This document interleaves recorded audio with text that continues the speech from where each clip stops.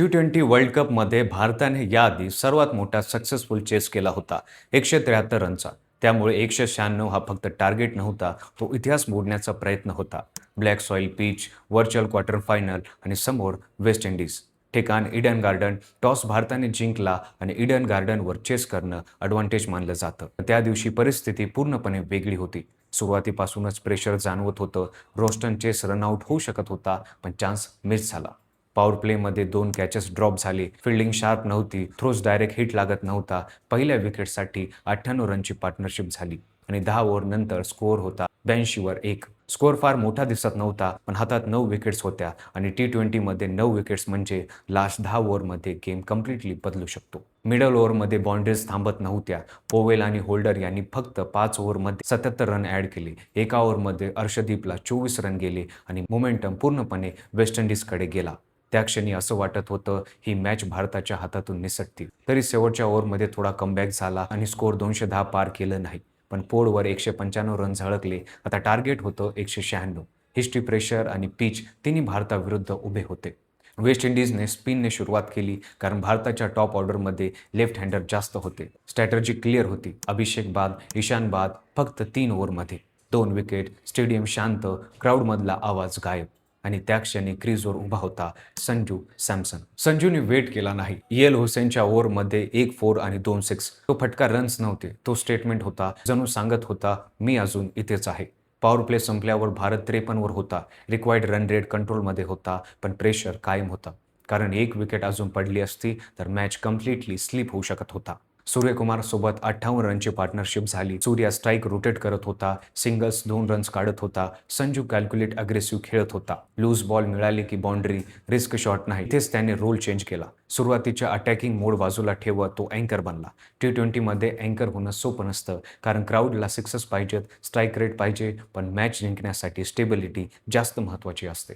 26 बॉलमध्ये 50. Milestone complete झाल्यावर त्याने helmet adjust केला, गार्ड घेतला आणि क्रीजवर मार्क केलं. बॉडी लँग्वेज सांगत होती, सेलिब्रेशन नाही, जॉब अजून बाकी आहे. त्या क्षणापासून तो फक्त रन्स करत नव्हता, तो चेस कंट्रोल करत होता. पण प्रेशर वाढत गेला. सूर्या आऊट, तिलक 27 करून आऊट, हार्दिक 17, दुबे 8. विकेट्स पडत होत्या, फिल्डिंग टाईट होती, यॉर्कर परफेक्ट पडत होते. प्रत्येक बॉलला क्राऊडचा श्वास अडकत होता. रिक्वायर्ड रन रेट हळूहळू वाढत होता, पण एक गोष्ट कायम होती, संजूची कामनेस.